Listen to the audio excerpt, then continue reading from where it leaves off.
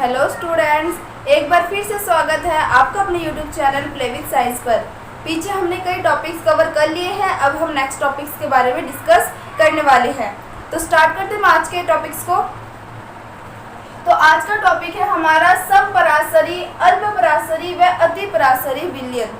आपका प्रासरण दाब, प्रासरण और प्रतिलोम प्रासरण वाला जो टॉपिक है वो पहले वाले वीडियो में मैंने कवर करवा दिया है, ठीक है। तो इसमें मैं आपको बताऊंगी कि समपराशरी, अल्पपराशरी और अतिपराशरी विलयन किसे कहते हैं। देखो, जब आपके पास दो अलग अलग सॉल्यूशन हो, ठीक है, दो अलग अलग सॉल्यूशन के अगर प्रासरण दाब का मान समान हो, मान लो आपने एक अलग सॉल्यूशन लिया है, ए नाम दे दो, और जो दूसरा सॉल्यूशन लिया है आपने उसको बी नाम दे दो। अगर ए और बी दोनों पे लगने वाला परासरण दाब समान होता है तो उसे हम समपराशरी विलयन कहते हैं। और अगर दो विलयन में से एक का परासरण दाब अधिक हो उसे अपने अतिपराशरी विलयन बोलेंगे, और जिसका परासरण दाब कम होगा उसे हम अल्पपराशरी विलयन बोलेंगे। क्लियर बात? इजी सी डेफिनेशन है, बता देती हूँ जल्दी से। वे विलयन जिनके परासरण दाब समान होते हैं समपराशरी विलयन कहलाते हैं।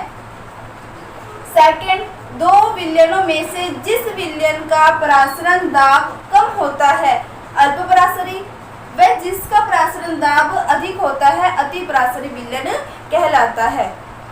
अब देखो, मैंने आपको कहा था कि जब हम परासरण दाब की बात करते हैं तो उस टाइम हम परासरण को क्या लेके चलते हैं? पाई लेके चलते हैं, पीछे बताया हुआ है आपको। तो अगर बात समपराशरी विलयन की हो रही है तो दोनों परासरण विलयनों का परासरण दाब क्या है? समान है। यानी अगर मैं फर्स्ट वाले को विलयन, पहले वाले को विलयन फर्स्ट मान लूँ, दूसरे वाले को विलयन सेकंड मान लूँ, और दोनों का जो परासरण दाब होगा, एक का पाई 1 होगा, दूसरे का पाई 2 होगा, तो समपराशरी विलयन के लिए एक छोटा सा न्यूमेरिकल बनता है। देखिए, अब इसमें बिल्कुल इजी सा न्यूमेरिकल है, आपका कुछ नहीं है इसमें। देखो, समपराशरी विलयन यानी विलयन के जो दो आपके विलयन हैं, दोनों के परासरण दाब का मान समान है, यानी पाई 1 इजिकल्स टू क्या हो जाएगा? पाई 2 हो जाएगा। क्लियर बात? फिर मैंने आपको बता रखा है कि पीछे जो परासरण दाब का फॉर्मूला होता है, परासरण दाब का जो फॉर्मूला हम निकाल रहे थे, तो मैंने आपको कहा था कि पाई इजिकल्स टू क्या होता है? CRT। एक तो मैंने आपको ये बता रखा है, ठीक है। एक और फॉर्मूला आपका बन जाएगा कि जो C है यानी आपकी जो सांद्रता है, सांद्रता को हम कैसे लिखते हैं? सांद्रता को लिखा जाता है आपका C equals to N2 upon में V, ठीक है। ये किसका फॉर्मूला होता है? सांद्रता का। और N2 आपको पता है आपके पास क्या है? विलय के मोल अपॉन में V का मतलब क्या होता है? आयतन। विलय के मोल अपॉन में आयतन किसके बराबर होता है? सांद्रता के। तो यहाँ से आपका एक फॉर्मूला और बन जाएगा, और N2 क्या होता है? W2 अपॉन में M2। क्लियर? तो यहाँ पर आपका पाई का एक और फॉर्मूला क्या बन जाएगा? W2 अपॉन में M2, और V का आपका यहाँ पे V आ जाएगा, और ये हो जाएगा RT, ठीक है। तो ये तो आपका मान लो ये 1 2 तो सिंबल्स के लिए होता है, कोई खास फर्क नहीं है, तो आप 2 भले ना लगाओ, आपके पास पाई का ये फॉर्मूला बन जाता है। अब अगर आप बात करते हो पाई 1 के बारे में, तो पाई 1 के लिए फॉर्मूला क्या हो जाएगा? W1 अपॉन में M1, यहाँ पे RT अपॉन में V1। क्लियर बात? इजिकल्स टू क्या हो जाएगा? पाई 2 का मान W2 अपॉन में M2 V2, और ये हो जाएगा आपका RT। अब RT से आपका RT कैंसिल हो जाएगा। अब आपके पास अगर आपको क्वेश्चन के अंदर M2 की वैल्यू पूछ ली जाए तो नया फॉर्मूला क्या बन जाएगा? M2 equals to W2 upon में V2 इंटू में ये तो आपका इधर आ गया, और ये आपका बटे में चला जाएगा। समझ आ रही है बात? देखो, M2 का मान अगर आपको निकालना है तो जो संख्या बटे में है वो दूसरी तरफ मल्टीप्लाई में चला गया, ठीक है। अब ये तो मल्टीप्लाई में आ गया, पर सामने वाली संख्या तो वैसी की वैसी रहेगी। अब बात आती है इधर वाली संख्याओं के बारे में, तो जो संख्या गुणनफल में है वो कहाँ चली जाएगी? आपके बटे में, और जो संख्या बटे में है वो आपके कहाँ चली जाएगी? उस तरफ गुणनफल में, यानी M1 V1, ठीक है। तो ये समपराशरी विलयन के लिए आपका एक नया फॉर्मूला तैयार हो जाता है। तो मेरे हिसाब से समपराशरी, अल्पपराशरी, अतिपराशरी विलयन वाला टॉपिक आपका क्लियर हो गया होगा, और यहीं पर हमारा परासरण वाला टॉपिक भी कंप्लीट होता है। अब उसके बाद हम बात करेंगे 1/2 गुणांक के बारे में, तो आप जल्दी से स्क्रीनशॉट ले लिया होगा आपने स्क्रीनशॉट। तो अब अपने बात करेंगे 1/2 गुणांक। अब जो हमारा टॉपिक है वो है 1/2 गुणांक। देखो 1/2 गुणांक क्या चीज है, ये ना एक साइंटिस्ट थे 1/2, उन्होंने एक गुणांक प्रतिपादित किया था। क्या प्रतिपादित किया था? एक गुणांक प्रतिपादित किया था।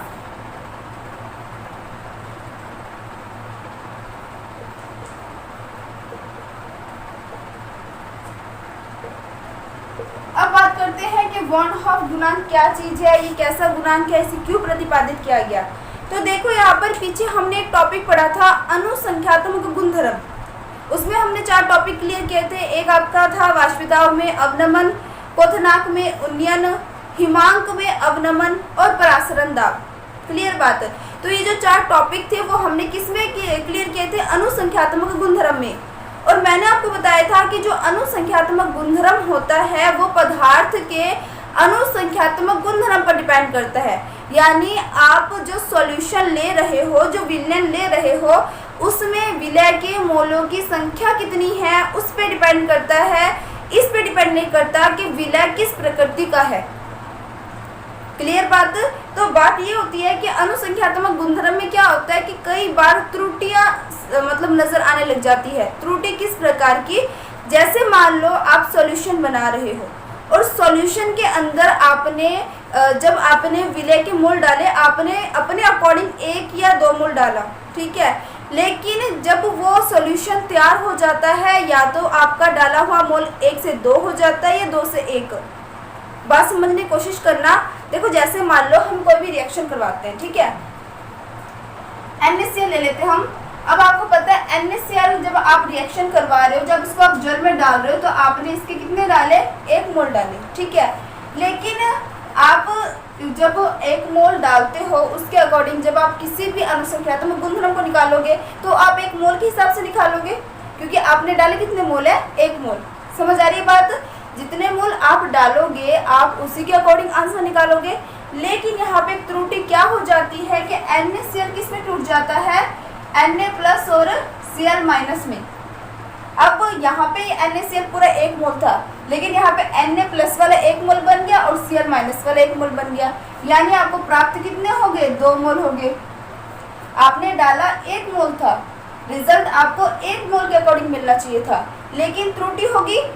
NaCl आयनों में टूट गया, इसका आयनीकरण हो गया। आयनीकरण होने के कारण ये 1 मोल से कितने मोल बन गए? 2 मोल, और आपका रिजल्ट 2 मोल के अकॉर्डिंग आएगा। समझ आ रही है बात?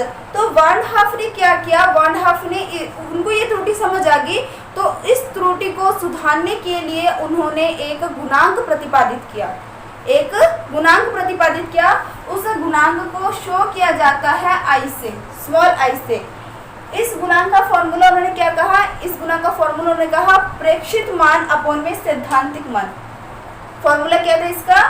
प्रेक्षित मान अपॉन में सैद्धांतिक मान। यानी आपका जो प्रेक्षण के बाद, प्रयोग के बाद जो मान आ रहा है वो अपॉन में सैद्धांतिक, यानी जो आपने स्टार्टिंग में मान लिया था वो। फॉर्मूला लिख देती हूँ मैं, प्रेक्षित मान अपॉन में सैद्धांतिक मान। क्लियर बात? तो देखो अब आप देखोगे यहाँ पे अगर हम इसको सॉल्व करते हैं, I का फॉर्मूला रखते हैं, तो फॉर्मूले के अकॉर्डिंग मान रखेंगे तो ये आपके पास क्या है? प्रेक्षित मान, प्रैक्टिकल के बाद का मान, अपॉन में सैद्धांतिक मान जो कि आपके प्रैक्टिकल से पहले का मान है वो है 1। अब I का मान क्या हो जाएगा? 2। समझ आई बात? अच्छा एक और एग्जांपल ले लेते हैं। जैसे हमने ले लिए 2 मोल मेथेनोइक अम्ल के ले लिए।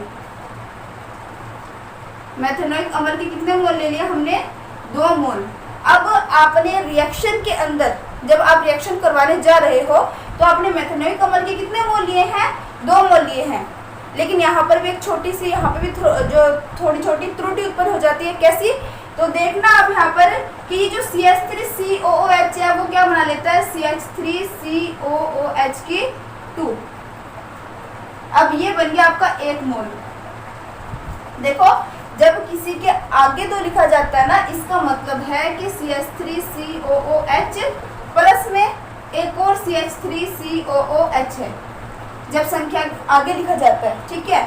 और जब रिएक्शन के दौरान पैरों में 2 लिखा जाता है तो इसका मतलब होता है कि CH3COOH जो है वो आपका हाइड्रोजन बॉन्ड बना चुका है CH3COH से।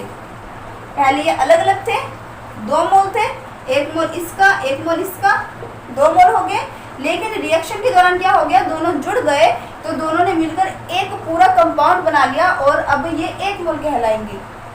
तो अब आप देखोगे कि आपने प्रेक्षण जो है स्टार्ट करने से पहले, यानी जो आपका सैद्धांतिक मान था वो था 2, लेकिन प्रैक्टिकल के दौरान आपको रिजल्ट किसके अकॉर्डिंग मिलेगा, 1 के अकॉर्डिंग। क्यों? क्योंकि अब इसका संयोजन हो चुका है, अब 2 आपस में जुड़ के 1 बन चुके हैं। समझ आई बात? यानी मैं ये बोल सकती हूँ कि वन हाफ जो थे उन्होंने एक गुणांक प्रतिपादित किया। उन्होंने ये गुणांक इसलिए प्रतिपादित किया क्योंकि अनुसंख्यात्मक गुणधर्मों में कई बार क्या होती है, त्रुटियां आ जाती है। जितने आपके सैद्धांतिक मान होते हैं, प्रेक्षित मान उससे आपको अलग मिलते हैं, या तो कम मिलते हैं या ज़्यादा मिलते हैं। तो उस मान को सुधारने के लिए वन हाफ गुणांक ने एक गुणांक प्रतिपादित किया, वन हाफ ने एक गुणांक प्रतिपादित किया। अब यहाँ पर अगर मैं आई का मान निकालती हूँ, अगर मैं यहाँ पे आई का मान निकालूंगी तो मैंने कहा फॉर्मूला क्या है, प्रेक्षित मान अपन सैद्धांतिक मान। प्रेक्षित मान आपके पास क्या है, 1, अपन में सैद्धांतिक मान आपके पास क्या है, 2। तो अब आप देख रहे हो जितने मोल आप ले रहे हो उसका क्या हो रहा है, हाफ। समझ आई बात? और पीछे क्या कर रहे थे, जितने मोल आप ले रहे थे उसका क्या हो रहा था, दुगना। ठीक है। अब इसका यूज कहाँ पर होता है, इसका यूज होता है कि जो हम फॉर्मूले वगैरह बनाते हैं, ठीक है। जैसे मैंने आपको अनुसंख्यात्मक गुणधर्म में सबसे पहला जो फॉर्मूला बताया था वो मैंने आपको कहा था वाष्प दाब में अपेक्षिक अवनमन। लिख देती हूँ मैं यहाँ पे, पहला फॉर्मूला क्या था आपका, वाष्प दाब में अपेक्षिक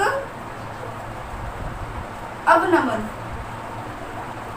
तो इसके अंदर हमारा फॉर्मूला क्या था, del P equals to P1 naught X2, यही फॉर्मूला था। अब वन हाफ ने क्या किया, अब इस फॉर्मूले में थोड़ा सा चेंज कर दिया, वन हाफ गुणांक के बाद इनका फॉर्मूला ये बन जाता है। ठीक है, ये आई से मल्टीप्लाई करेंगे तो जो चेंजेस हो रहे हैं वो मान हमारा अपने आप ही पुट हो जाएगा। तो जो त्रुटि उत्पन्न हो रही थी आई के मान रखने के बाद वो त्रुटि उत्पन्न नहीं होगी। समझ आ गया होगा। दूसरा जो आपका फॉर्मूला था वो क्या था आपका, क्वथनांक में उन्नयन। दूसरा फॉर्मूला क्या था आपका, क्वथनांक में उन्नयन। तो क्वथनांक में उन्नयन किसके बराबर था, del TB equals to KBM था, KBM यही था आपका फॉर्मूला। और अगर हम वन हाफ गुना के अकॉर्डिंग बात करें तो यहाँ पे क्या हो जाएगा, आई से मल्टीप्लाई हो जाएगा। ठीक है। तीसरा फॉर्मूला आपका क्या था, हिमांक में अवनमन।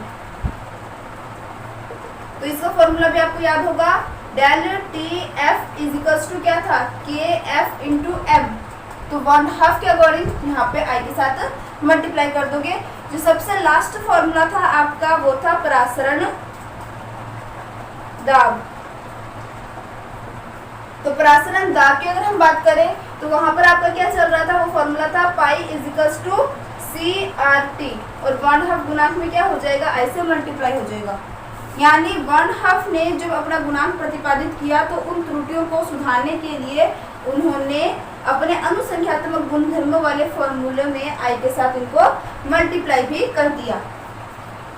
क्लियर बात? तो ये बात समझ आ गई होगी आपको। ठीक है। तो अब एक चीज मेरे को बताना कि मान लो कोई भी रिएक्शन होती है, ठीक है, रिएक्शन के दौरान जितने मोल आप ले रहे हो यानी जितना उसका सैद्धांतिक मान है, प्रेक्षित मान भी आपको उतना ही मिलता है। तो आई की वैल्यू कितनी होगी, 1, क्योंकि आपका प्रेक्षित मान और सैद्धांतिक मान अगर दोनों इक्वल होते हैं तो आई की वैल्यू कितनी होगी, 1। और आई की वैल्यू 1 होगी मतलब जब अनुसंख्यात्मक गुणधर्मों में कोई परिवर्तन होगा ही नहीं तो वहाँ पे आई का मान आप 1 रख दोगे तो भी आपका आंसर गलत नहीं होगा। इसलिए ये फॉर्मूला जो है उनको ज़्यादा राइट माना जाता है क्योंकि इससे कोई त्रुटि उत्पन्न हो भली ना हो, आंसर आपका सही ही आएगा। समझ आ गई होगी बात आपको। तो आप जल्दी से इसका स्क्रीनशॉट ले लें। एक चीज और ध्यान रखना आपको, देखो आपको लिखना है कि आई का मान अगर 0 के बराबर हो, ये मैं आपको थोड़ा सा लिख देती हूँ, i = 1/2, ठीक है। अगर i का मान 0 के बराबर हो तो उस टाइम अभिक्रिया में ना तो संगुणन हो रहा है, यानी ना तो वो आपका आपस में जुड़ रहे हैं और ना ही वियोजन हो रहा है, ना ही वो आपके आयनों में टूट रहे हैं। समझ आ गई बात। i का मान 0 कब होता है? न तो सगुणन, मैं संयोजन लिख देती हूँ, न तो संयोजन और न ही वियोजन, न ही आपका क्या हो रहा हो, वियोजन। तब आपका i का मान क्या होगा? 0 के बराबर माना जाएगा।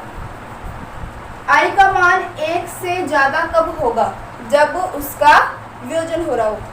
i का मान 1 से ज्यादा कब होगा? i का मान 1 से ज्यादा कब हो रहा है? जब उसका वियोजन हो रहा हो, ठीक है, जब वो आयनों में टूट रहा हो। तो जब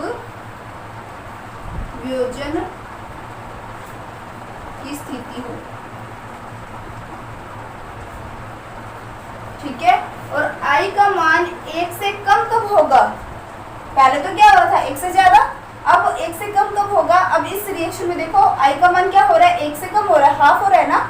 तो 1 से कम होगा जब संयोजन की स्थिति हो,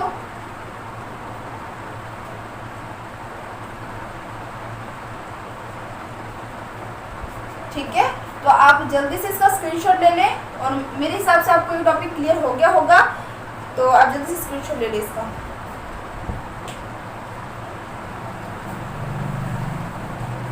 ले लिया होगा आपने स्क्रीनशॉट तो।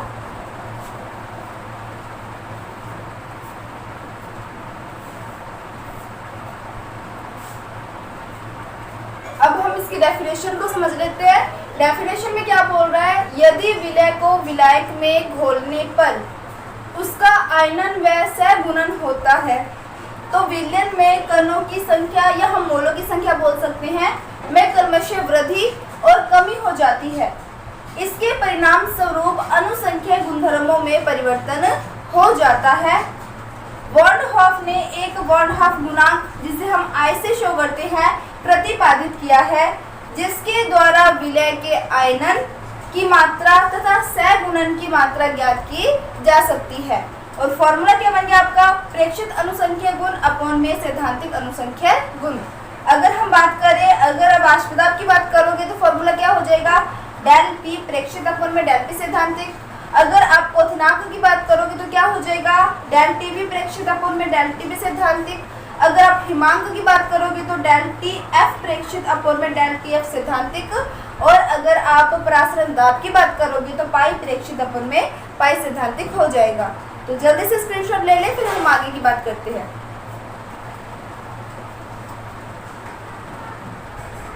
ले ले होगा अपने स्क्रीनशॉट। अब बात आती है कि वॉर्नहॉफ गुणांक एवं वियोजन की मात्रा में संबंध। अब हमारा टॉपिक क्या है?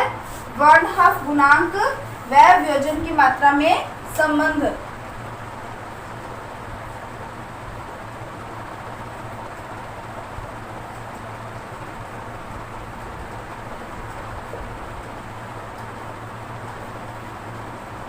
अब हम ज्ञात करेंगे संबंध वॉर्नहॉफ गुणांक और वियोजन की मात्रा में, ठीक है। तो आपको पता है वियोजन की बात कर रहे हैं तो हम NaCl वाला एग्जांपल ले सकते हैं, जो बहुत ही अच्छा एग्जांपल है वियोजित होने के लिए। तो फिलहाल वियोजन की डेफिनेशन की अगर हम बात करें तो क्या बन जाएगा? वियोजन किसे कहते हैं? अणुओं की कुल संख्या का वह भिन्न जो आयनों में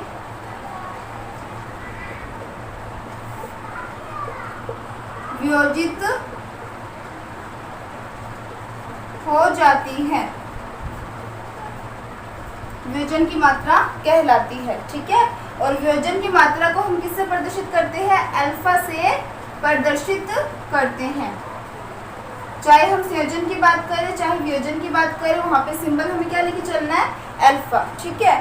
तो अब हम एग्जांपल किसका लेके चलेंगे? NaCl। NaCl के अंदर आपको पता है NaCl किसकी साइड में टूट जाएगा, Na प्लस और Cl माइनस के रूप में, ठीक है। तो आपको पता है NaCl के अगर जो मोलों की संख्या की बात करें तो उसको हम मान लेते हैं कि इसमें कितने हैं, A, इसको हमने नाम दे दिया A, और इसको हम नाम देंगे NB। अब मैंने यहाँ पे N क्यों लगाया, N मैंने इसलिए लगाया क्योंकि यहाँ मोलों की संख्या एक से ज्यादा है और यहाँ मोलों की संख्या एक है, इसलिए इसको मैंने A मान लिया और इसको मैंने N भी मान लिया, ठीक है। अब आपको पता है कि जब हम कभी भी अभिक्रिया शुरू करते हैं, जब हमने अभिक्रिया शुरू नहीं की, हमारे पास केवल अभिकारक है, तो उस टाइम अभिकारक की मात्रा हमारे पास अधिकतम होगी और उत्पाद की मात्रा 0। ऑब्वियस ही बात है, आपने कोई रिएक्शन करवाना है, रिएक्शन करवाने से पहले की बात करें तो आपके पास जो अभिकारक है वो आपके पास अधिकतम होंगे और जो उत्पाद है वो 0 होंगे। तो प्रारंभ में आपके पास अभिकारक अधिकतम मान लेते हैं, 1 मान लेते हैं, और जो आपके पास उत्पाद होंगे वो क्या होंगे, 0, जब आपने अभिक्रिया शुरू नहीं की। अब जैसे ही आप अभिक्रिया शुरू कर दोगे, यानी कुछ समय पश्चात, मैं यहाँ पर T समय मान लेती हूँ, तो T समय पश्चात अब इसमें से, यानी जो आपके अभिकारक है उसमें से कुछ मात्रा कम होने लग जाएंगी और कुछ मात्रा में उत्पाद बनने लग जाएंगे, यानी आपके पास अभिकारक 1 है। अब अभिक्रिया शुरू होगी तो कुछ समय बाद आप यही देखोगे कि अभिक्रिया के अंदर अभिकारक घट रहे हैं और उत्पाद बन रहे हैं, समझ आई बात। तो यहाँ पर अपने इसको क्या लिखेंगे, 1 माइनस अल्फा, क्योंकि अल्फा जो है इसकी मात्रा इसमें से कम होती जा रही है, और यहाँ पर क्या हो जाएगा, यहाँ पर हो जाएगा n अल्फा। n अल्फा का मतलब है कि इसमें अल्फा की मात्रा बनती जा रही है, ठीक है। तो अब देखो, आपको पता है कि जो पहले वाले मान होते हैं उसे हम बोलते हैं सैद्धांतिक मान, और जो प्रयोग के बाद जो मान होते हैं उसे हम बोलते हैं प्रेक्षित मान। क्लियर बात। तो मैं यहाँ पे लिख देती हूँ, जो आपका यहाँ पर सैद्धांतिक मान होगा, सैद्धांतिक मान आपके पास कितना होगा, 1 में से 0 को जोड़ोगे तो सैद्धांतिक मान 1 हो जाएगा। और उसके बाद अगर हम लिखते हैं प्रेक्षित मान, तो प्रेक्षित मान आपके पास कितना हो जाएगा, एक तो है 1 माइनस अल्फा प्लस में n अल्फा। हम इनको जोड़ेंगे क्योंकि हमें पूरे का मान चाहिए, है ना। तो ये तो हो गया आपके पास प्रेक्षित मान, जो कि प्रैक्टिकल के बाद वाला मान है। ये हो गया आपके पास सैद्धांतिक मान, जो कि प्रैक्टिकल से पहले वाला मान है। अब कुछ नहीं करना, आपको फॉर्मूले के अंदर पुट करना है, और आई जो है आपको पता है क्या होता है, प्रेक्षित मान अपन में सैद्धांतिक मान।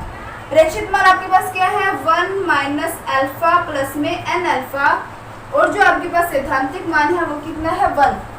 अब ये 1 किस में है, डिवाइड में है, यानी भाग में है। जब इसको आप दूसरी तरफ भेजोगे तो किस में हो जाएगा, मल्टीप्लाई में। फॉर्मूला आपका बन जाएगा I बराबर 1 minus alpha plus n alpha. अब ये आपका जो 1 है, इसको जब आप I के पास भेजोगे, ये किसका है, प्लस का है, I के पास भेजोगे तो किसका बन जाएगा, माइनस का। और फॉर्मूला आपका बन गया minus alpha plus n alpha. अब ये माइनस अल्फा को पीछे लिख दो, n अल्फा को आगे लिख दो, एक ही बात है। यहाँ पे लिख देती हूँ मैं, I minus 1 is equals to n alpha minus alpha. ऐसे भी लिख सकते हो, ऐसे भी लिख सकते हो, आपकी इच्छा है, ठीक है। तो अब इसके बाद आप देखोगे नेक्स्ट स्टेप में क्या हो सकता है, इनमें आप अल्फा कॉमन ले सकते हो। अल्फा कॉमन ले लोगे तो क्या हो जाएगा, अल्फा आपने कॉमन ले लिया, ये हो जाएगा n माइनस 1। फॉर्मूले के अंदर आपको क्या ज्ञात करना है, आपको वियोजन की मात्रा यानी अल्फा ज्ञात करना है। अल्फा का मान निकालने जाओगे तो ये जो मल्टीप्लाई में है दूसरी तरफ में चला जाएगा, तो किस में चला जाएगा, भाग में, यानी अल्फा का मान आपके पास क्या आ जाएगा, I माइनस 1 अपॉन में n माइनस 1। ये हो गया आपका फॉर्मूला। और संबंध किस किस के बीच में है, 1/2 गुणांक और वियोजन की मात्रा में। तो आप देख सकते हो ये संबंध भी हमने ज्ञात कर लिया। अब जल्दी से आप इसका स्क्रीनशॉट ले लो, फिर हम बात करेंगे कि 1/2 गुणांक व संयोजन की मात्रा में संबंध। ये तो वियोजन वाला था, अब हम बात करेंगे संयोजन। तो जल्दी से स्क्रीनशॉट ले ले इसका।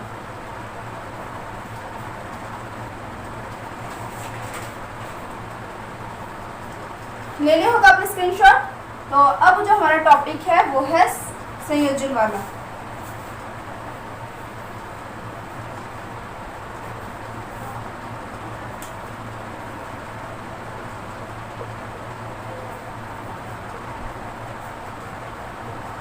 तो सबसे पहले आप डेफिनेशन लिख लेना संयोजन की। इसकी डेफिनेशन बन जाएगी आपकी, माना विलय के n अणु संयोजित होकर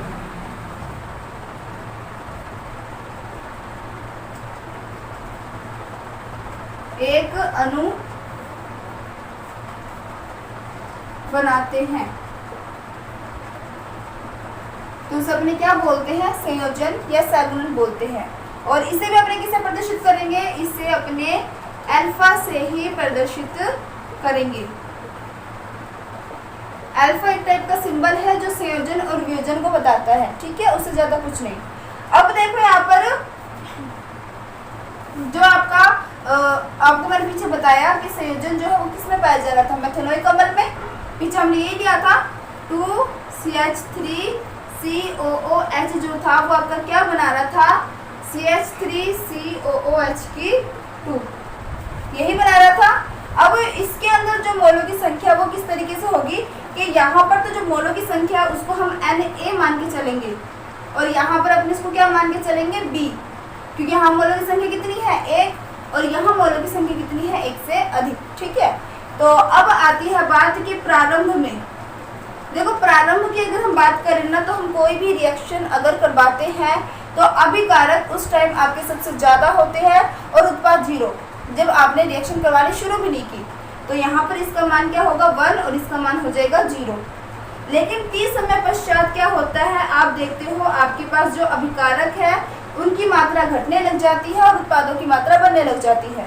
तो यहाँ पर क्या बन जाएगा, 1 माइनस अल्फा, और यह बन जाएगा अल्फा बाय n। अभी अल्फा बाय n क्यों है, क्योंकि यहाँ पर मैंने आपको पीछे जब बांधव गुणक समझाया था तो i का मान क्या आ रहा था, 1/2, ठीक है। और हाँ, यहाँ पे b के पैर में n लिख लेना, क्योंकि यहाँ पर हमारे मोलों की संख्या जो है वो आपस में जुड़ रही है, ठीक है। तो ये तो सारा क्लियर हो गया होगा। अब आपको पता है ये वाला मान जो है वो तो आपका सैद्धांतिक मान है, और ये वाला मान आपका प्रेक्षित मान है। तो यहाँ पर सैद्धांतिक मान कितना हो जाएगा आपका, 1, और जो आपका प्रेक्षित मान है वो आपका कितना हो जाएगा, यहाँ पे लिख देती हूँ मैं,